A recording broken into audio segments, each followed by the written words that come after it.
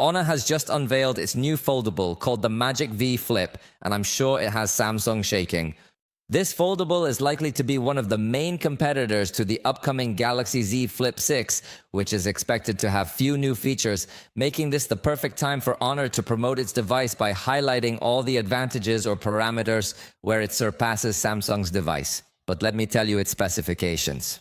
To begin with, the design is extremely sleek, supporting multiple accessories so that women can carry it practically like a handbag, very much reminiscent of what Honor did with the Honor Magic V Pores, which was simply a concept but already anticipated how Honor would work on these foldable designs to make them fashion adapted. Additionally, they make very good use of the tremendous external display it has, which is 4 inches and also has 120 Hz, LTPO technology, 2500 nits of brightness, and of course it is an AMOLED panel. Through this screen, users would be able to easily choose different watch faces, which will not only be static but could also interact depending on the position of the device. For example, if you tilt it a bit, it would give you a depth effect or a sense of gravity with some elements falling down. Even if you rotate the device, it would provide a much more premium feel, taking advantage of this external screen and the fact that these devices aim to look very sleek and effortlessly. But that's not all. Even though it is a square screen to practically make use of all the space, in reality the applications and tools will open in a vertical mode, very similar to the experience you would have with the device unfolded. Meanwhile, in the camera module area, the clock and some other applications are well adapted to distribute their space effectively and make good use of the entire layout. So Honor has put a lot of effort into optimizing the software for this external display, and it will probably be one of the most attractive features. Obviously, you'll be able to have some quick information widgets there, and you can also add some pets. It's a device with a lot of style. In their presentation, they noted the hinge received 5 stars in the SGS test. It has a lot of durability and is completely assured in that regard. It has a thickness of 7¼ millimeters when unfolded and 14.89 mm when folded. It features a side-mounted fingerprint reader that is right where the power button is, and the internal display is also spectacular. Its size is 6.8 inches, and in this case it has a K resolution, so it is even more detailed.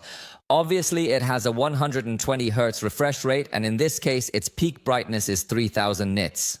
It also includes stereo sound, as we would expect from a high-end premium device, and in the photography section it integrates a 50-megapixel Sony sensor, specifically the advanced IMX906 with optical stabilization. It is indeed definitely a high-end sensor, and hopefully it is very well optimized because in this case we do not find a specialized zoom camera. However, with a 50-megapixel sensor, they could apply zoom within the sensor to offer us very good quality, but this is not confirmed and we will have to wait to test the device. The second camera is an ultra-wide camera with a 12-megapixel sensor, and on the inside it has a 50-megapixel camera for selfies. I think it's a bit excessive to have 50 megapixels on the internal part, considering that with a foldable you can always use the external system to take selfies, videos, and more. Personally, I would have preferred to see a focus on a telephoto camera and a much simpler internal camera.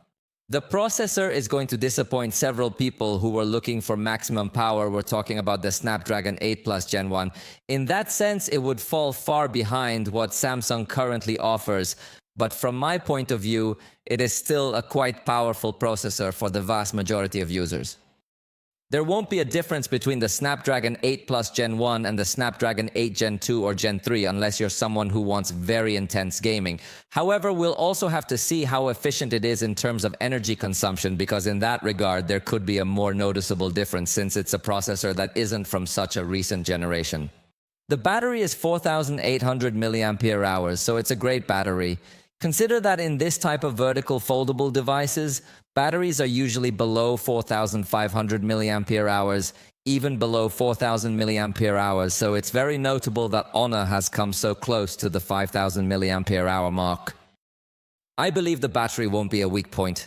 It supports 66-watt charging and comes with 12 GB of RAM and up to 1 TB of storage. It also includes chips developed by Honor for improving radio frequencies and managing biometric security, such as It is available in 4 different colors, including a special Jimmy Cho edition, and the most basic edition has 8 GB of RAM with 256 GB of storage and has been announced at a price of 4,999 yuan.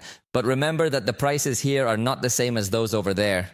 In China, prices are generally much lower than in the rest of the world, so we will have to wait to see if Honor will have a global launch for this model or if it will be distributed exclusively in China. For now, it looks like a serious competitor against Samsung's foldable.